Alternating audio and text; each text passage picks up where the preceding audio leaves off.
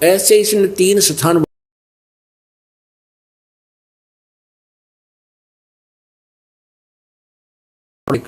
तो ये दोनों दुर्गा और ये काल ब्रह्म जब रजोगुण प्रधान क्षेत्र में रहते हैं तो उनके संयोग से पति पत्नी व्यवहार से जो पुत्र उत्पन्न होता है, तो वहां रहते हुए जैसा उनका स्वभाव रहेगा वैसा ही बच्चे का स्वभाव बनेगा, तो वो रजोगुण युक्त बन जाता, उसका नाम ब्रह्मा रख देते। जब ये सतोगुण प्रधान में रहते हैं तो उसको बेहोश कर देते उस बालक को, जब वो थोड़ा सा जानने योग्य होने लगता है तुरंत बेहोश कर देते। फिर ये सतोगुण प्रधान क्षेत्र में चले जाते हैं और वहाँ इन दोनों के संयोग से जो पुत्र उत्पन्न होता है वो ऑटोमेटिकली सतोगुण युक्त हो जाता है, उसको भी बेहोश कर देते हैं और कोमा में प्रवेश जारी रखते हैं। ऐसे जब ये तमोगुण प्रधान क्षेत्र में होते हैं इनके संयोग से, और ये ऐसा ही रूप बना लेता है वहाँ पर जैसे सतोगुण प्रधान क्षेत्र में विष्णु जैसा, और रजोगुण प्रधान में ये कई मुंह बना लेता है ब्रह्मा जैसा, और तमोगुण प्रधान क्षेत्र में ये शिव जी जैसी वेशभूषा बनाकर रहता है। और उन दोनों के संयोग से जो पुत्र उत्पन्न होता है वो शिव तमोगुण युक्त हो जाता है। तो इन तीनों को बेहोश कर देते हैं, ब्रह्मा को कमल के फूल पर, विष्णु को शेष नाग की सैया पर, और कैलाश पर्वत पर इस शिव जी को। फिर इन तीनों को इकट्ठा कर देते हैं। फिर दुर्गा सामने आती है, ऊपर आकाश में खड़ी दिखाई देती है। तो दुर्गा कहती है कि पुत्रों तुम तीनों अपना अपना कार्य करो। ब्रह्मा जी जीव उत्पत्ति करेगा, विष्णु सतीथि और शंकर संहार करेगा। तभी इन्होंने कहा कि कोई पृथ्वी दिखाई नहीं देती माता, हम कैसे सृष्टि स्थिति और संहार का कार्य करें। तब इस बात को सुनकर देवी मुस्कुराई। उसने इतने में आकाश से एक विमान आया, इन तीनों को विमान में बैठाया और कहा कि अब तुम्हें एक अद्भुत दृश्य दिखाती हूँ। अपनी शक्ति से आसमान में उस विमान को उड़ा दिया। अब इससे आज्ञा पढ़िए, स्वयं देखिएगा। हम यहाँ पढ़ रहे थे, वही रुद्र भी प्रकट हो गए। हम तीनों ने भगवती अध्याशक्ति के दर्शन हुए, दुर्गा के। उन्हें देखकर हम मनमुग्ध हो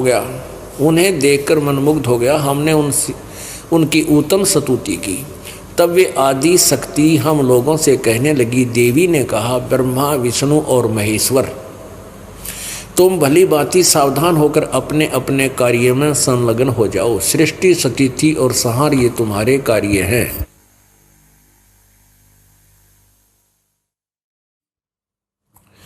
ब्रह्मा जी कहते हैं भगवती अध्याशक्ति यानी दुर्गा की वह वाणी बड़ी मधुर, सुंदर एवं सुखप्रद थी।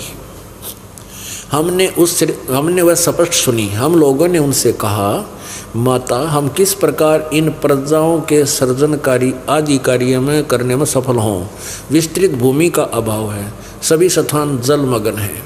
हमारी बात सुनकर उन कल्याण स्वरूपिणी भगवती का मुखमंडल मुस्कान से भर गया। इतने में एक सुंदर विमान आकाश से उतर आया। तब उन देवी ने हमें आज्ञा दी, वे देवताओं निर्भीक होकर इच्छापूर्वक इस विमान में प्रवेश कर जाओ। ब्रह्मा विष्णु और रुद्र, आज मैं तुम्हें एक अद्भुत दृश्य दिखलाती हूँ। हमने भगवती की बात सुनकर उसे शिरोधार्य कर लिया। उस रत्न जटित विमान पर चढ़कर हम लोग आराम से बैठ गए। हम तीनों देवताओं को उस पर बैठे देखकर देवी ने अपने सामर्थ्य से विमान को आकाश में उड़ा दिया। ब्रह्मा जी कहते हैं, मन के समान तीव्र गति से चलने वाला वह विमान जिस अपरिचित स्थान पर गया, वहाँ संपूर्ण फलों से लदे हुए अनेक सुंदर वृक्ष थे। आगे एक अत्यंत सुंदर नगर था, दिखाई पड़ा। अद्भुत 4 द्वारी उस नगर की छवि बढ़ा रही थी। उसमें बहुत ऊंचे ऊंचे महल थे। उचित स्थान पर यज्ञशाला बनी थी। अक्षण भर बाद वह एक दूसरे सुंदर प्रदेश में जा पहुंचा। वहां हमने देखा अनुपम नंदन वन था। पारिजात की सघन छाया के नीचे सुरभि गौ बैठी थी।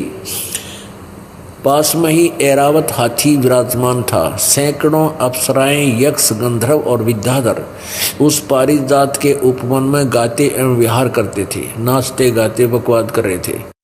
देखा तो वही महाभाग इंद्र भी थे, उनके समीप उनकी प्राण प्रिय सची विद्यमान थी। उस स्वर्ग के दृश्य को देखकर हम आश्चर्यचकित हो गए। इतने में हमारा विमान तेजी से चल पड़ा और दिव्य धाम ब्रह्मलोक में जा पहुंचा। ये पहुंच गया ब्रह्मलोक में।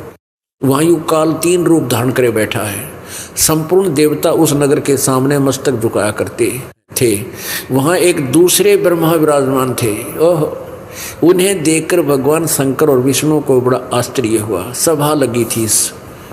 भगवान शंकर और विष्णु ने मुझसे पूछा, ब्रह्मा से, चतुरानन, ये अविनाशी ब्रह्मा कौन है? मैंने उत्तर दिया, मुझे कुछ पता नहीं। सृष्टि के अधिष्ठाता ये कौन है? भगवान मैं कौन हूँ? ये कौन है? हमारा क्या उद्देश्य है? इस उलझन में मेरा मन चक्कर काट रहा है। इतने में मन के समान तीव्रगामी वह विमान वहाँ से चल पड़ा और कैलाश के सुरम्य शिखर पर जा पहुँचा। वहाँ ये काल शिव रूप में बैठा था। वहां विमान के पहुंचते ही एक भव्य भवन से त्रिनेत्रधारी भगवान शंकर निकले। वे नंदी वृषभ पर बैठे थे। उनके 5 मुख थे और 10 भुजाएं थी। मस्तक पर चंद्रमा सुशोभित हो रहा था। अक्षण भर के बाद वही विमान उस शिखर से भी पवन के समान तेज चाल से उड़ा और बैकुंठ लोक में पहुंच गया। आगे चल के इस विकाल ने दूसरा रूप विष्णु का बना लिया। महाविष्णु और दुर्गा लक्ष्मी रूप में विराजमान होगी। वहाँ भगवती लक्ष्मी का विलास भवन था। बेटा नारद, वहाँ मैंने जो संपत्ति देखी उसका वर्णन करना मेरे लिए असंभव है। उस उत्तम पुरी को देखकर विष्णु का मन आश्चर्य के समुद्र में गोते खाने लगा। वहाँ कमल लोचन श्री हरि विराजमान थे। अलसी के फूल के समान उनके श्री विग्रह की कांति थी। पीतांबर पहने थे, 4 भुजाएं थी। पक्षीराज गरुड़ पर विराजमान थे। दिव्य आभूषण उनकी शोभा बढ़ा रहे थे। प्राण प्रिय लक्ष्मी जी चौर ढुला रही थी। उन सनातन श्री हरि की झांकी देखकर हम सभी भौचक्के से रह गए। हम एक दूसरे से को देखते हुए हम विमान में एक उत्तम आसन पर बैठे रहे। इतने में ही पवन से बातें करता हुआ विमान तुरंत उड़ गया। आगे अमृत के समान एक मीठे जल वाला समुद्र था। उसका जल बड़ा ही मधुर था। वहीं एक मनोहर द्वीप था। उसी द्वीप में एक मंगल में मनोहर पलंग बिछा था। उस पलंग पर एक सुंदर रतन जड़े थे। उस उत्तम पलंग पर एक दिव्य रमणी बैठी थी। वे ऐसी प्रभावपूर्ण देवी थी मानो करोड़ों बिजलियां एक साथ चमक रही थी। अत्यंत सुंदर मुख था, लाल लाल दांत थे। करोड़ों लक्ष्मियों से भी अधिक वह सुंदर थी। उन्हें देखकर हम सभी महान आश्चर्य में पड़ गए। कुछ समय तक हम वहीं ठहरे रहे। आपस में कहने लगे, यह सुंदरी कौन है और इसका क्या नाम है? हम इसके विषय में बिल्कुल अनभिज्ञ हैं। इसके हजारों नेत्र, हजारों हाथ, हजारों मुख आदि आदि। ये कोई अप्सरा है, न कोई अप्सरा है, न कोई गंधर्व कन्या एवं देव कन्या ही। नारद यों संदेहग्रस्त होकर हम लोग वहाँ रुके रहे। तो भगवान विष्णु ने उन चारों साहिनी भगवती को देखकर विवेक पूर्वक निश्चय कर लिया कि वे भगवती जगदम्बिका हैं। तब उन्होंने कहा कि ये भगवती हम सभी की आदि कारण है, यानी अपनी माता है। महाविद्या महामा इन्हीं के नाम है। वे पूर्ण प्रकृति हैं।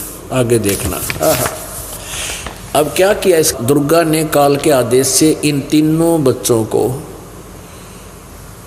विमान में बैठा कर ऊपर का नज़ारा दिखा दिया। कदे तो मांडी पाक जाओ कल न कि हम सर्वेश्वर हैं, तुम्हारी फड़क काट दी। लेकिन फिर भी भूल लाग जाती है।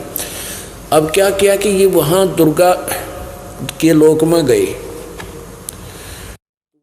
विष्णु जी को पिछले अपने बचपन की झलक दिखा दी, क्योंकि हमारी सारी जो जितना भी हमारी क्रिया, कितने जन्म के जीवन है, कोई हम कार्य किए, सारे हमारे अंदर कोड वर्डों में हमारे अंतःकरण के अंदर फीड हैं। तो विष्णु जी का वो रिमोट से दुर्गा ने अपनी बैकग्राउंड दिखा दी। जब ये छोटा सा बालक था वट वृक्ष पे एक पालना गाल रखा था, एक झूल, और उस पालने में विष्णु जी बालक रूप जो बचपन में था अंगूठे चूस रहा था। अब देखिएगा ये 120 पृष्ठ पर आ गई हम देवी भागवत के। अब विष्णु जी की जो पिछली यादगार ताज़ा कर दी, सचेत कर दिया, पिछला रिमोट ऑन कर दिया, बैकग्राउंड दिखाई, तो वो कहने लगा ये वही दिवांगना हैं जिनके प्रलय वर्ण में मुझे दर्शन हुए थे। उस समय मैं बालक रूप में था, मुझे पालने पर ये झुला रही थी। वट वृक्ष के पत्थर पर एक सुदृढ़ सैया बिछी थी, उस पर लेटकर मैं अब पैर के अंगूठे को अपने कमल जैसे मुख में लेकर चूस रहा था। इन्हें देखकर मुझे पहले की बात याद आ गई, ये हम सबकी जननी है। अब देखना कितनी गहन बात है इसके अंदर। भगवान विष्णु बोले प्रकृति देवी को नमस्कार है, भगवती विधात्री को निरंतर नमस्कार है। आगे देखो 122 पृष्ठ पर हम पढ़ रहे हैं। माता, जब मैं शंकर और ब्रह्मा भी तुम्हारे अचिंत प्रभाव से अपरिचित है, तब दूसरा कौन है जो उसे जान सके। तुम्हारे बनाए हुए जितने भी भवन हैं तुम्हें वह तुम्हारे इस शक्ति संपन्न नख दर्पण में हमें इनकी झलक मिली है। देवी, हमने इस लोक में दूसरे ब्रह्मा विष्णु महेश शंकर देखे। ये अपने सट्टे मारे फिर आगे देखो। अब विष्णु जी वही स्तुति करते हुए यहाँ आ जाते हैं कि बालक रूप भी देखा और कहते हैं तुम शुद्ध स्वरूपा हो, ये संसार तुम्ही से उद्भासित हो रहा है। मैं ब्रह्मा और शंकर हम सभी तुम्हारी कृपा से विद्यमान हैं। हमारा आविर्भाव मन जन्म और तिरोभाव मन मृत्यु हुआ करता है। केवल तुम ही नित्य हो, जगत जननी हो, प्रकृति और सनातनी देवी हो। यानी तुम हमारी जन्म माता हो, हमारा जन्म और मृत्यु होता है, हम अविनाशी नहीं हैं। भगवान शंकर बोले देवी, यदि महाभाग विष्णु तुम्ही से उत्पन्न हुए हैं, प्रकट हुए हैं, तो उनके बाद उत्पन्न होने वाले ब्रह्मा भी तुम्हारे ही बालक हुए। फिर मैं तुमोगुणी लीला करने वाला शंकर क्या तुम्हारी संतान नहीं हुआ? अर्थात मुझे भी उत्पन्न करने वाली तुम ही हो। शिवे, संपूर्ण संसार की सृष्टि करने में तुम बड़ी चतुर हो। इस संसार की सृष्टि, स्थिति और संहार करने में तुम्हारे गुण सदा समर्थ हैं। उन्हीं तीनों गुणों से उत्पन्न हम ब्रह्मा विष्णु और शंकर एवं शंकर नियमानुसार कार्य में तत्पर है। अपने आत्माओं, परमात्मा क्या कहा करते थे कि हमने इतना ज्ञान बता दिया इस प्राणी को, इतनी वाणी बोल दी जितना बालू रेत, और इस भोड़ी आत्मा के हमारी बात एक न आई हेत। यानी एक पर भी विश्वास नहीं करते, हमारी जरा सी बातों पर भी विश्वास कर लो तो तुम्हारा कल्याण हम अवश्य करते हैं। क्या कहते हैं? मैं रोवत हूँ सृष्टि को, ये सृष्टि रोवे मोहे, गरीबदास इस वियोग को समझ न सकता कोई। परमात्मा कहते हैं कि ये आत्माएं तो मुझे ढूंढ रही हैं कि हे भगवान हमें मिल जाए, हमें सुख मिले, हमारा कष्ट दूर हो, और मैं तुम्हारे पीछे पीछे फिर रहा हूँ कि मैं परमात्मा हूँ और तुम मुझे भगवान नहीं मानते। क्योंकि हमारी अज्ञान सोच, इन अज्ञानी ऋषियों ने, महर्षियों ने इतनी अज्ञानी बना दिया हमारे को कि हम परमात्मा की परिभाषा से कति अपरिचित कर दिए। सभी कहते हैं भगवान निराकार है, निराकार है, वो दिखाई नहीं देता। मेडिटेशन लावें, मेडिटेशन करते हैं, क्या कर रहे हो? भगवान प्राप्ति का प्रयत्न कर रहे हैं। और थोड़ा गजब हो, जब भगवान निराकार बताओ और फिर उसको ढूंढने के लिए तुम प्रयत्न कर रहे हो, कोई साधना कर रहे हो। जैसे शेख फरीद जी 12 वर्ष तक कुएं में लटके, पैर ऊपर न बांध कर वृक्ष के टहनी कर, जो नीचे कुएं में चले जाते थे गहरे, और वहाँ उल्टा लटक कर भक्ति करते थे। जब उसने देखा कि भगवान मिला नहीं, 12 वर्ष साधना कर ली, अस्थि पिंजर रह गया, कौवे आगे उसके आँख काटने के लिए, और शरीर पर मांस रहा कोई नहीं। यानी 1.25 मन अन्न खाया था 12 वर्ष में शेख फरीद जी ने 1.25 मन यानी 50 किलो और 12 वर्ष में, तो कितना प्रत्येक हिसाब ला के देख लियो, एक कै ग्राम 10 ग्राम कितना बने 12 वर्ष में। उसके बाद शरीर पर मांस नहीं रहा। कौवे ने आँख काटनी चाहिए थी कि शरीर पर मांस तो है नहीं, तो ये कहकर उसने दोबारा रस्सा फांस के उल्टा लटक गया, ये कहता हुआ कि भाई कौव्यो मेरी आँख छोड़ दो और शरीर पर जो मांस बचा उसने खा लो, तुम अपना भूख बुझा लो, हो सकता है हम भगवान के दर्शन हो जाए। और यूँ कहकर भी उसने सोचा कि ये कौवे आंखें निकाल लेंगे, भगवान मैं देख नहीं सकूंगा, शरीर अंत हो गया। और कौवें से बचने के लिए वो फिर लटक गया नीचे रस्से के साथ। तो वहाँ बुरी तरह फूट फूट कर रोने लगा कि हे प्रभु, शरीर अंत होने को आ गया, तेरे दर्शन हुए नहीं। परमेश्वर पूर्ण ब्रह्म जो सबका मालिक है, कबीर जी सतलोक से आए और उस रस्से को पकड़कर बाहर खींचने लगे। अब शेख फरीद जी ने सोचा कोई शरारती आदमी है और तेरे साथ मजाक कर रहा है। कहने लगा भाई, शेख फरीद कहने लगा, ए भाई मुझे छोड़ दे, मेरे साथ मजाक मत कर, मैं अपना काम कर रहा, तू अपना काम कर। परमेश्वर ने कहा कि क्या काम कर रहे हो? कि मैं परमात्मा के दर्शनार्थ साधना कर रहा हूँ।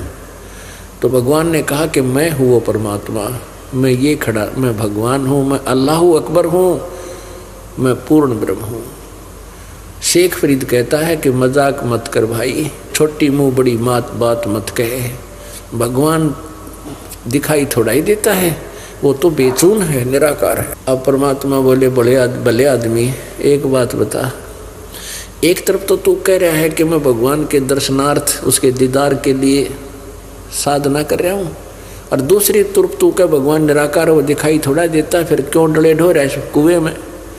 कहते इतनी बात सुनते ही उसकी बुद्धि के सारे नट सीधे हो गए, वो उल्टे फिट करा के तो सीधे हो गए। और तेरा गजब हुई सचमुच, एक तरफ तो कह रहा हूँ भगवान निराकार है और फिर उसके दीदार के लिए दर्शन के लिए डले ढो रहा हूँ। न्यो के न्यो उल्टा लटके ये वार्ता हो रही थी, परमात्मा रस्से से उसको पकड़ रहे थे और वो बोल रहा था उल्टा लटका, तो न्यो के न्यो पैर पकड़ लिए। कुरान शरीफ सूरत फुरकानी 25 आयत नंबर 52 से 59 में कुरान शरीफ का ज्ञान दाता अल्लाह भगवान कह रहा है कि ए पैगंबर, मैं तुझे जो ये ज्ञान दे रहा हूँ, कुरान शरीफ की दलील दे रहा हूँ, तो विश्वास करना। वो कबीर नामक परमात्मा है जिसने 6 दिन में सृष्टि रची, जो सारा सुखदायक है, पाप नाशक है, और 7वें दिन तख्त पर जा बैठा। उसकी खबर किसी बाखबर से पूछना। यानी कुरान शरीफ का ज्ञान देने वाला वो अल्लाह परिचित नहीं है उस पूर्ण परमात्मा को पाने की विधि से और उसके तत्व ज्ञान से। तो इस बात का ज्ञान था उसने। अब इस कुरान शरीफ के इस ज्ञान का उसको पता था शेख फरीद जी को कि भाई अल्लाह नहीं है। यूँ कह रहा है अल्लाह अपने आप को, अल्लाह नहीं है तो अल्लाह का बाखबर ज़रूर है। इसने तो 1 सेकंड में मेरी सारी बात चौंध तोड़ दी, मेरा सारा शंका निवारण कर दिया। पैर पकड़ के ने बोला, भाई हे महाराज मुझे यथार्थ ज्ञान बता दे। परमात्मा बोला, इस भूखे मरण तो भगवान ना मिला है। प्रथम अंजर संयम रखा है, योग युगत सब सतगुरु भाखा है। पहले अन्न का संयम से आहार करे, यानी घना भी नहीं खावा, जैसे ना दड़ी पक्का खा ले फिर हमारा टूटे न नींद आ जा, और इतना भी नहीं खावा कि आंत मुस जा, कमल भी मुद्दे हो जा और कति कोड्डा हो जा। नहीं, संयम से रोटी खाओ, घना भी ना खाओ और कति थोड़ा भी ना खाओ, व्रत भी मत रखो। और फिर उसको धीरे धीरे कहा कि तुम आहार करना शुरू कर। पहले फल खिलाए, जूस पिलाए, फिर वो ठीक होया। फिर अपने कुछ दिन अलग रखा कि मैं भी संत हूँ, फिर उनको नाम दिया जब वो मोक्ष अधिकारी हुआ। तो हमारी बुद्धि भ्रष्ट कर रखी है इन अज्ञानियों ने। अब किसी भी हिंदू भक्त के साधक ने पूछ लो, क्या तू क्या करता है? कि मैं सुबह 2 घंटे समाधि लगाता हूँ। किस लिए? कि भगवान को देखने के लिए। भगवान कैसा है? कि वो तो निराकार है, दिखाई थोड़ा देता। और विष्णु जी का उपासक, विष्णु जी की साकार मूर्ति। और फिर उसने पूछा भगवान कैसा है? कि वो दिखाई थोड़ा देता है, उसका तो प्रकाश ही प्रकाश दिखाई देता। तो हम सारे न्यूनता रखें, परमात्मा सह शरीर है, उसका नाम कबीर है, और हमारे जैसा हमरे ही होनिहार है, हमारा सृजनहार जिन महापुरुषों ने परमात्मा को देखा, तो वो भगवान स्वयं यहाँ आते हैं। ऋग्वेद मंडल नंबर 9 सूक्त नंबर 86 और मंत्र नंबर 26-27, और ऋग्वेद मंडल नंबर 9 सूक्त नंबर 82 मंत्र 1, 2, 3, ऋग्वेद मंडल नंबर 9 सूक्त नंबर 96 मंत्र 16 से लेकर 20 तक, और भी बहुत जगह। ऋग्वेद मंडल नंबर 9 सूक्त नंबर 20 का मंत्र नंबर 1 में कि वो कबीर देव परमात्मा ज्ञान देने के उद्देश्य से सतलोक से अपने निज धाम से चलकर वो ऊपर के मुक्ति धाम में तीसरे स्थान पर रहता है, वहाँ से चलकर नीचे आता है। वो कबीर वाणी द्वारा ऊंचे ऊंचे स्वर में बोलकर अपने यथार्थ ज्ञान को स्वयं ही ठीक ठीक बताता है। तो परमात्मा भी कहते हैं, चारों युग में हम पुकारे संत को कहा, चारों युग में संत पुकारे को कहा, हम हेल रे हीरे माणिक मोती बरसे, ये जग चुगता ढेल रे। हम तो इतना सुंदर ज्ञान देते हैं, हम तो इतना उत्तम ज्ञान देते हैं कि तुम्हारा मोक्ष भी होगा और यहाँ भी सुख मिलेगा। इस संसार में रहोगे तब तक आपकी आपदाएं भी टलेंगी और आपके आने वाले कर्म का दंड भी खत्म होगा और यहाँ से पूर्ण मोक्ष होगा। और हमारी इस बात ने कोई नहीं मानता, और फिर ये डले डोवे, जैसे आपको बताया कि कावड़ लेने जाते हैं, एक ही गांव के 20 आदमी मर गए और उन्होंने बयान दे रखा था कि भी आज के बाद कद्दे कावड़ लेने नहीं जाने देंगे अपने गांव के आदमी ने। और जो गए हुए थे वो भी वापस बुला लिए, उल्टे आ जा हो रही से कावड़। देख लिया ये भगवान शंकर। अपने आत्मा, ये भगवान शंकर का दोष नहीं, ये दोष है इन अनाड़ियों का जिन्होंने ये गलत साधना बता दी। और इस मन की आदत है कि इसने कोई अच्छी बात बतावा कति नहीं माना, बकवाद का नीनो कति सपीड़ तन चाल पड़े। यह आत्मा भी रोती है, क्या कहती है, मत दे दी है बालम बैरेनु, मैं तो दे दी है बालम बैरेनु, मैं तो दे दी है बालम बैरेनु, मैं तो दे दी है बालम बैरेनु, मैं तो दे दी है बालम बैरेनु। अब क्या बताते हैं कि आत्मा रोती है, कहती है, हे भगवान मेरे को तो इस मन रूपी बहरे पति के साथ इस काल ने जोड़ दिया, इस बहरे काल के साथ मुझे जोड़ दिया। अब जैसे आप अपने साथी बहन भाई या किसी मित्र को बोलते हो कि भाई आजा सत्संग में चलेंगे, और वहाँ सतलोक आश्रम बरवाड़ा जिला हिसार के अंदर अमृत वर्षा होती है, तुम ज्ञान सुनो एक बे। तो उन्होंने कहा टाइम को ना भाई, टाइम को ना, फिर देखेंगे। अच्छा, फिर थोड़ी सी देर में कोई चर्चा करता है, वैसे ही दो भक्त कोई व्यक्ति खड़ा हुआ बोल रहा होता है कि वहाँ कंपटीशन हो रहा है। हरियाणा में एक कंपटीशन की बीमारी चली थी कुछ दिन पहले, 5-4 बच्चे इकट्ठे होकर रागनी गाया करते थे अभद्र और पूरी बकवादों के साथ। तो वहाँ कई पार्टियाँ उनके साथ उनके साजंदे सुरीली आवाज़ में रागनी गाया करते, यानी गाने बजाने करते थे, तो उसको कंपटीशन बोलते थे। तो कोई जिक्र कर रहा था आपस में, वैसे स्वाभाविक कह रहे थे, अरे वहाँ कंपटीशन सुना है आ रहा है फलाने गांव में, उनके गांव से 10 किलोमीटर दूर। तो वो जो व्यक्ति सत्संग में आने से नाट्य था, टाइम नहीं है, वो उनकी स्वाभाविक बात सुनकर उनके पास पहुंच गया। अरे कहाँ आ रहा उस कंपटीशन, बताइए मने कितसी है, कौन कौन आएंगे वह गानी है। और फट सुन के और छोड़ सारा काम, सारी रात पैदल चलकर वहाँ पहुँच जाएगा और वह सारी रात बैठा रहा, रेत में जहाँ गधे बैठा करे उसमें बैठेंगे तल धरती में हैं, और उन्हें बूंदी बकवाद्य सुनेंगे, दांदरे काटे जाओ, वाह भाई वाह कमाल कर दिया, के टट्टू कमाल कर दिया, ये बकवाद कितने सुन ले। तो इस मन की आदत है, इसने अच्छे काम का नहीं कहा जब तक इसको समय नहीं, और बकवाद में ला दे कति खुश होकर और उसी में लग जाए। आप कोई साधना कर रहे हो, और उस साधना को मना कर दें कि ये ना करो, ये शास्त्र विरुद्ध है, तो कति नहीं माना यो मन। और कोई मान लीजिए साल असर जाता है, जैसे दास पहले डले डोया करता, हनुमान जी की पूजा करता था।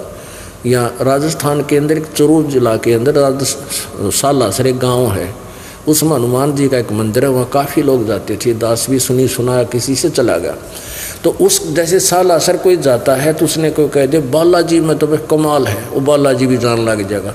फिर उसने कह दिया भाई वहाँ नीलकंठ पर कावड़ लेने जाते सारे ठाठ हो जाए, वो कावड़ लेने भी चला जाएगा, धक्के खान पैदल जाएगा है। और कोई नहीं कह दे आजा भाई बैठ जा, दो घड़ी भगवान की भक्ति सुन ले, चर्चा सुन, ये पूजा गलत है ये सुन, यो मन कति नहीं माने, बहरा हो जा काना पे गटाले। तो आत्मा रो रही है, क्या कह रही है कि परमात्मा मेरे को तो इस बहरे इस मन के साथ बांध दिया, मत दे दी है बालम बहरे नू, मैं तो दे दी है बालम बहरे नू, मैं तो दे दी है बालम, दे दी है बालम बहरे नू। संसारी दी गल्ला चिन्ह ना बूझे शब्द जो गहरे नू, संसारी दी गल्ला चिन्ह ना बूझे शब्द जो गहरे नू। ये मुर्दों से ती प्रीत लगावे ना जाने सतगुरु मेरे नू, ये मुर्दों से ती प्रीत लगावे न जाने सतगुरु मेरे नू। मैं तो दे दी है बालम बहरे नू, मैं तो दे दी है बालम बहरे नू। ऊंची थड़ियां खेती वो ये भूल रहे नज डेरे नू, ऊंची थलियां खेती वो ये भूल रहे नज डेरे नू।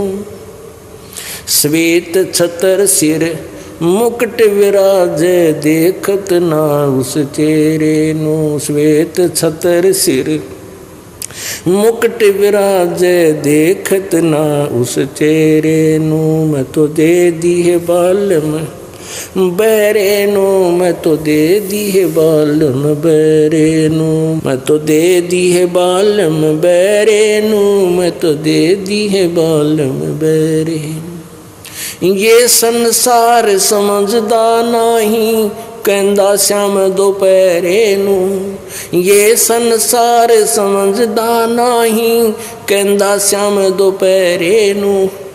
गरीब दासिए वक्त जाते है रोओगे इस पैरे नू, गरीब दासिए वक्त जाते है रोओगे इस पैरे नू। मैं तो दे दी है बालम बहरे नू, मैं तो दे दी है बालम बहरे नू, मैं तो दे दी है बालम बहरे नू, मैं तो दे दी है बालम बहरे नू। ये संसार समझदा नहीं कहंदा श्याम दोपहरे नू, ये संसार समझदा नहीं कहंदा श्याम दोपहरे नू। गरीब दासिए वक्त जात है रोओगे इस पैरे नू, गरीब दासिए वक्त जात है रोओगे इस पैरे नू। मैं तो दे दी है बालम बहरे नू, मैं तो दे दी है बालम बहरे नू। अब क्या बताते हैं कि संसारी दी गल्ला चीने, कोई संभाविक भी कोई नहीं कह दे चल वहाँ पूजा करना चलाएंगे, कहते हैं वहाँ नीलकंठ पर फलानी जगह उस मंदिर का दौरा एक जाटी का पेड़ है, उसका मनोकामना पूर्ण के लिए एक धागा बांध काते हैं, और जब मनोकामना पूर्ण हो जाए फिर उन्हें खोल काते हैं। इस तरह की बकवाद हमारे तीबर रखी है। अब किसी की होगी तो डर के खाना चला जाएगा, खोला होगा ना बन जा रहेगा, कौन जाता फिर। एक आधे की स्वाभाविक सूत बैठते हो 20 साल और बिगाड़ दिया, भाई मैं तो वहाँ गया था मेरी मनोकामना पूर्ण होगी, और होता वो संस्कार पूर्व से। और यहाँ देखना आप भगवान आपके कितने सुख देगा। कहते संसारी की आदमी की बात मान लेगा और ना जाने सतगुरु मेरे नू, मुर्दा से ती प्रीत लगावे ना जाने सतगुरु मेरे नू। यानी कोई मर गया उसकी भूत पूजा श्राद्ध निकालना, कहते इन न पूजे कोई संत मर गया, उसकी यादगार बना दी, वहाँ धक्के खाओ, माथा टेके, महाराज मेरी सुनिए, उसमें कुत्ते मुत्तो महाराज बैठे हुए। तो कहते हैं मुर्दों से तीतयु यारी जोड़े, मित्रता कर रहा है। और ना जाने सतगुरु मेरे नु, यानी जो सारी ज्ञान दे, साक्षात बोल रहे, ज्ञान सुनावे, उसने उस संत के पास ना जाता। फिर क्या बताते हैं कि ऊंची थड़ियां खेती वो में भूल रहे निज डेरे नु। ऊंचे ऊंचे स्थान जो होते हैं उन पर पहले वर्षा होती थी, उस पर आधारित थे। जब ये वाणी बोली गई उसमें ये नहरें नहीं थी, ना ट्यूबवेल सिस्टम था, वर्षा होगी तो खेती कर लिया करते थे। तो कहते हैं एक डहर होता है स्थान, खेत। डहर वो होता है कि जो समतल होता है, झील होता है, और वर्षा जब होती है ऊंचे थलियों पर का पानी भी नीचे आ जाता है, उस डहर में सिंचाई करता है। तो डहर में जो फसल बीज दी जाती थी कई मन एकड़ की होती थी, और ऊंची थलियों पर बीज बो दिया, ऊंचे स्थानों पर वर्षा होगी तो उग जरूर जाता है, फिर सूख जाता है। दोबारा वर्षा होगी तो थोड़े बहुत दाने 1 एकड़ में मान लीजिए 2 मन हो गए, और डहर में हो जा 70 मन।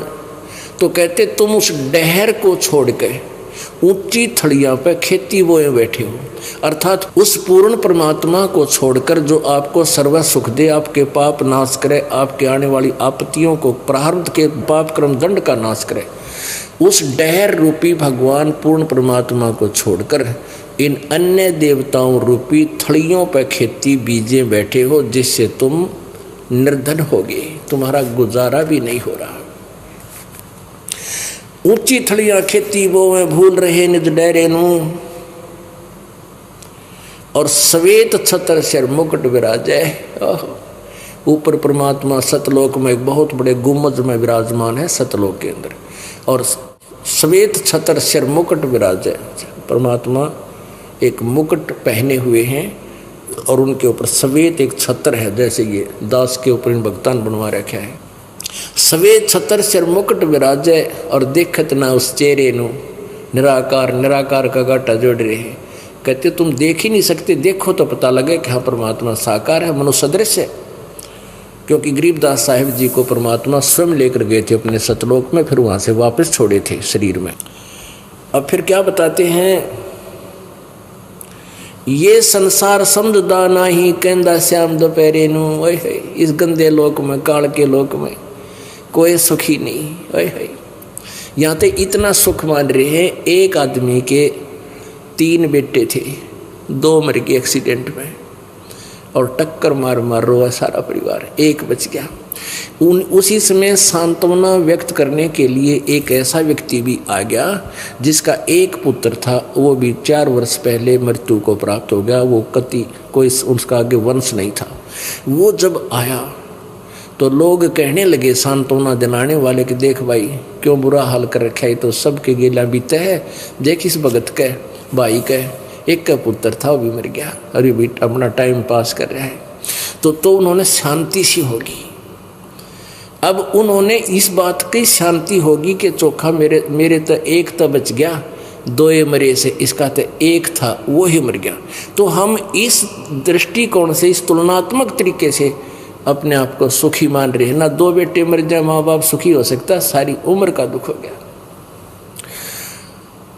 तो क्या बताते हैं, किसी की टांग कट रही है, किसी की आंख फूट रही है, किसी कैंसर हो रही है, किसी दोनों टांग कट गई, कोई किसी चीज़ से दुखी या हाहाकार मच रहा है।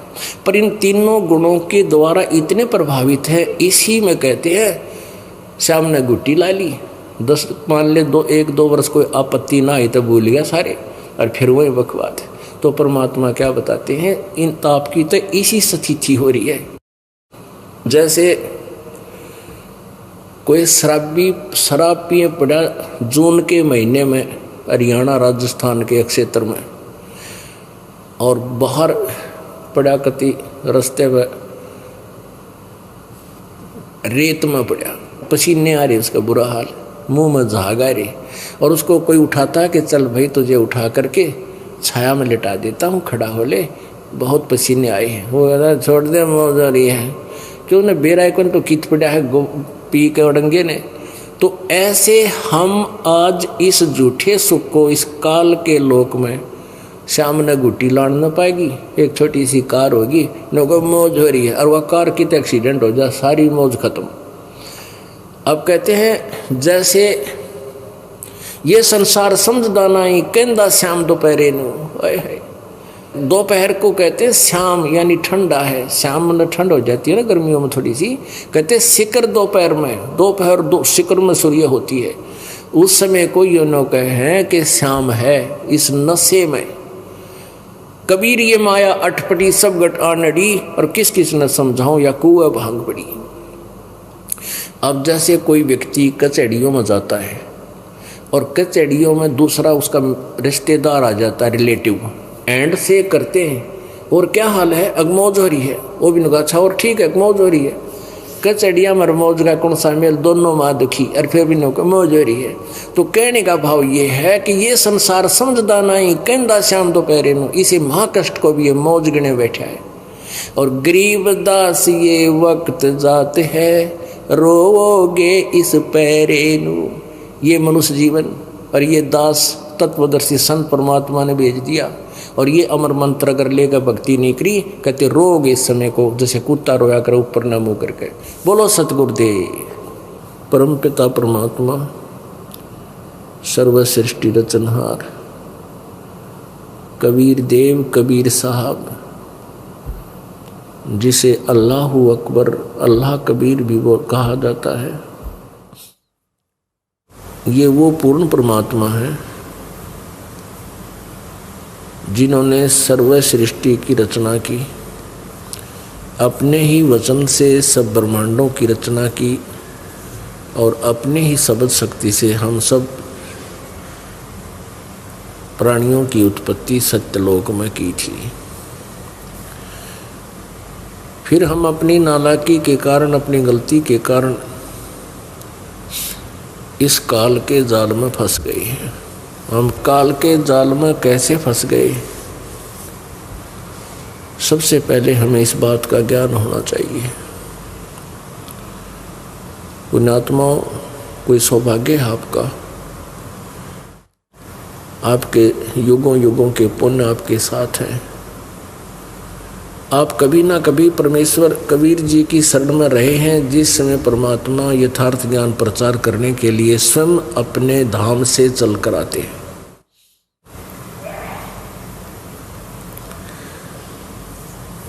उस समय आप अवश्य कुछ दिन मालिक की शरण में रहे हो। हमें तत्व ज्ञान ना होने से हम परमात्मा से विमुख शिखर हो जाते हैं। हमें कोई भी सिरफरा व्यक्ति आकर के दो इधर उधर की बातें अलग से बता करके हमें भगवान से दूर कर देता है। फिर वो कुछ समय की जो हमारी पुण्य होते हैं, जो परमात्मा की शरण में रह करके हमने जो साधनाएं की होती है सत्य मंत्र की, वो कमाई हमारी अत्यधिक हो जाती है। वो कमाई हमारी अत्यधिक हो जाती है, और वो जो भक्ति शक्ति है उसके कारण हम परमात्मा से दूर होकर भी सुखी रहते हैं, क्योंकि वो पुण्य हमारे साथ होते हैं जो परमात्मा की शरण में कुछ समय के लिए हमें करने का सौभाग्य मिला था। उसके कारण फिर हम परमात्मा से दूर होकर भी हम सोचते हैं कि हमने नाम भी छोड़ दिया, गुरु जी भी त्याग दिया, हम अब भी ज्यों के त्यों हैं, हमें कोई हानि नहीं हो रही है। तो आपको जब तत्व ज्ञान होगा उसमें पता चलेगा कि आपको सबसे बड़ी हानि तो ये होगी है कि पुण्य करने थे वो बंद हो गए। आपके जो परमात्मा के संग रहने में कुछ दिन जो पुण्य बन जाते हैं, तो वो पुण्य के कारण आप हो सकता है 1 या 2 3 4 10 20 जिसकी जितनी पुण्य कमाई होती है मनुष्य जीवन भी प्राप्त कर सकते हो। लेकिन अंत में फिर 84 लाख योनियों में आपको जाना पड़ता है। इसलिए आप जी को यहाँ बुलाकर ये दास ये चाहता है आपको इस तत्व ज्ञान से ऐसा रंग दूं कि आप पहले की तरह फिर मार ना खाओ, जैसे हम पहले धोखा खाते आए हैं। पहले हम क्यों धोखा खाते आए? क्योंकि हम स्वयं शिक्षित नहीं थे। परमात्मा कबीर देव जी, कबीर साहब जुलाहा रूप में बनारस में 120 वर्ष रहकर चले गए। हमने उनको नहीं पहचाना है। क्यों नहीं पहचाना? क्योंकि उन नकली ऋषि गुरुओं महर्षियों ने हमें मूर्ख बना रखा था। वो ये कहते थे कि कबीर जी वेदों और पुराणों और गीता जी के विषय में कुछ नहीं जानते, ये झूठ बोलते हैं, ये ब्रह्मा विष्णु महेश के बारे में गलत ज्ञान दे रहे हैं, सृष्टि रचना ये गलत बता रहे हैं, ये संस्कृत भाषा नहीं जानते, जिस कारण से ये सदग्रंथों को नहीं समझ सकते। तो हमारे पूर्वजों ने जो अशिक्षित थे इस बात को स्वीकार कर लिया कि ये बात तो सत्य है कि कबीर जी अशिक्षित हैं और संस्कृत भाषा नहीं जानते। सभी सदग्रंथ संस्कृत भाषा में लिपिबद्ध हैं। इसलिए हमने अपने भगवान पर विश्वास नहीं किया कि जो हमें आज ज्ञान दे रहा है, जो हमारे संग है, ये वो पूर्ण परमात्मा है। पुण्यात्माओं, हमने परमात्मा की परिभाषा में, परमात्मा की कैटेगरी में, परमात्मा किस दृष्टिकोण से भगवान माना, किन किन को माना। जैसे हमने भगवान श्री कृष्ण जी को भगवान मान लिया, किस आधार से माना? इस आधार से माना कि उन्होंने रावण को मार दिया, कंस को मार दिया और केसी को मार दिया, पूतना को मार दिया। दूसरा आधार हमने ये देखा कि जैसे भगवान श्री कृष्ण जी ने सुदामा के 2 मुट्ठी चावल खा के, जो भुने हुए चावल लेकर गए थे सुदामा जी, और सुदामा जी का एक सुंदर महल बना दिया। इसलिए हमने श्री कृष्ण जी को भगवान मान लिया। और दूसरा हमने ये पॉइंट लिया कि श्री कृष्ण जी ने मोरध्वज राजा के पुत्र ताम्रध्वज को आरे से चिरवा के, यानी वो मृत्यु को प्राप्त हो गया था, आरे से बीचों बीच उसको 2 फाड़ कर दिया गया था, वो मर गया था लड़का, और भगवान श्री कृष्ण जी ने उसको पुनः जीवित कर दिया था। तो हमने इस आधार से श्री कृष्ण उर्फ विष्णु जी को समर्थ शक्ति मान लिया कि ये परमात्मा ही पड़े हैं, ये परमात्मा है, ये सर्वशक्तिमान है। और दूसरा लोकाधार से, दंत कथा के आधार से हमने इन अज्ञानियों से सुनकर हमारे कान बहरे हो गए कि ब्रह्मा विष्णु महेश के कोई माता पिता नहीं, ये अजरो अमर हैं, सर्वेश्वर हैं, महेश्वर हैं, यही सब ब्रह्मांडों के रचयिता हैं। इसलिए हम इस काल के जाल में आज तक फंसे हुए हैं। पुण्यात्माओं, विचार कीजिए, परमेश्वर कबीर जी ने आकर के उस पूर्ण ब्रह्म, परम अक्षर ब्रह्म ने स्वयं अपने सतलोक से चलकर आकर के यथार्थ ज्ञान दिया था। जैसे ऋग्वेद मंडल नंबर 9 सूक्त नंबर 86 के श्लोक नंबर 26-27 में आपको प्रमाणित करेंगे, दिखाएंगे कि वो परमात्मा पूर्ण ब्रह्म अपने सतलोक से, अपने स्थान से चलकर आता है, जहाँ वो एक देश में रहता है। एक देशीय माने एक स्थान पर विराजमान जो प्रभु होता है उसको एक देशीय कहते हैं, यानी एक स्थान पर रहना। और उसकी पावर, उसकी शक्ति, उसका कंट्रोल ओवरऑल ब्रह्मांडों के ऊपर है। जैसे सूर्य एक देशीय होता हुआ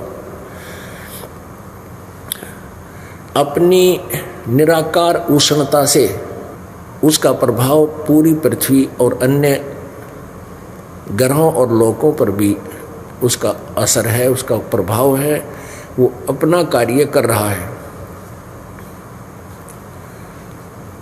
और सूर्य प्रत्येक व्यक्ति के साथ भी नजर आता है। प्रत्येक व्यक्ति को, प्रत्येक प्राणी को ऐसा लगता है कि सूर्य मेरे साथ साथ चल रहा है। ऐसे परमात्मा एक देशीय होकर के अपनी निराकार पावर के साथ, निराकार शक्ति के द्वारा अनंत कोट ब्रह्मांडों को कंट्रोल किए हुए हैं। अब जैसे श्री कृष्ण जी उर्फ विष्णु जी ने ताम्रध्वज को आरे से कटवा कर जीवित कर दिया, लेकिन वही श्री कृष्ण जी अपने सगे भांजे अभिमन्यु को जीवित नहीं कर सका, जो महाभारत के युद्ध में चक्कर व्यूह में मारे गए थे। जो कि पांडवों का इकलौता पुत्र था। सुभद्रा जो श्री कृष्ण जी की बहन थी उसका बेटा था। सुभद्रा रो रही थी, पांचों पांडवों का कुल नाश हो रहा था, पांचों पांडव रो रहे थे। श्री कृष्ण का भांजा मर गया, वो खुद भी रो रहा था, लेकिन श्री कृष्ण जी अभिमन्यु को जीवित नहीं कर सका। इससे सिद्ध है कि समर्थ नहीं थे। हमने केवल एक ही पहलू से उनको समर्थ मान लिया कि मोरध्वज के बेटे ताम्रध्वज को जीवित कर दिया, आरे से कटवा गया। पुण्यात्मा, ताम्रध्वज की आयु शेष थी और इस शरीर के कटे हुए को जोड़ देना इनके बाएं हाथ का खेल है, कोई बड़ी बात नहीं। इतनी शक्ति है इनके अंदर, इसलिए ये प्रभु पद को प्राप्त है।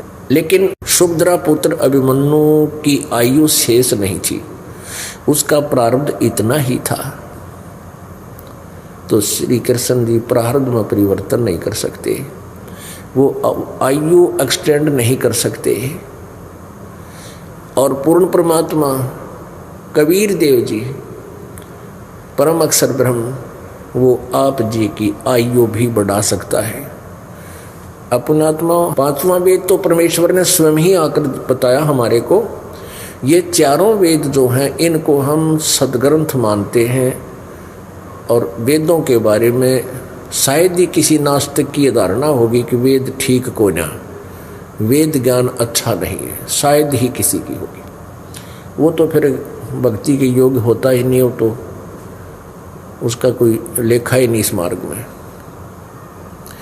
तो चारों वेदों में परमेश्वर कबीर जी ने अपनी प्यारी आत्मा धर्मदास जी या अन्य गरीबदास साहिब जी और भी जिन महापुरुषों को मिले, उनको आकर के स्वयं ही बताया था कि वेद मेरा भेद है। ये चारों वेदों में जो ज्ञान है ये मेरे विषय में जानकारी दे रहे हैं, पर मैं ना वेदन के माही, यानी मेरे पाने की विधि इन चारों वेदों में नहीं है।